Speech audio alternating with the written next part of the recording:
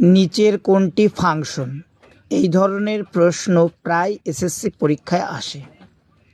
Function চিনতে হলে ফাংশনের সংজ্ঞাটি জানা প্রয়োজন।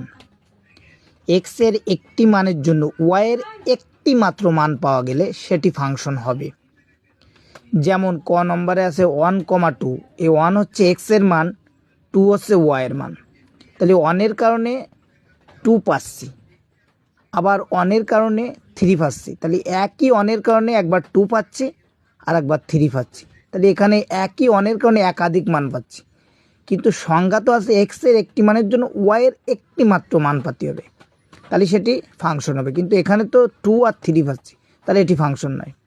খ নম্বরে -1-এর কারণে 1 পাচ্ছি, আবার -1-এর কারণে 2 পাচ্ছি, তাহলে এখানেও -1-এর কারণে 1 আর 2 পাচ্ছি, একাধিক মান পাচ্ছি, তাহলে এটি ফাংশন নয়।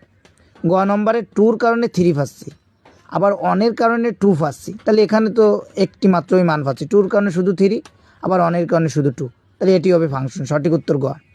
ঘ নম্বরে হচ্ছে -3-র কারণে 5 পাচ্ছি, আবার -3-র কারণে 4 পাচ্ছি, তাহলে একই -3-র কারণে 5 আর -4 পাচ্ছি, তাহলে এটিও ফাংশন নয়।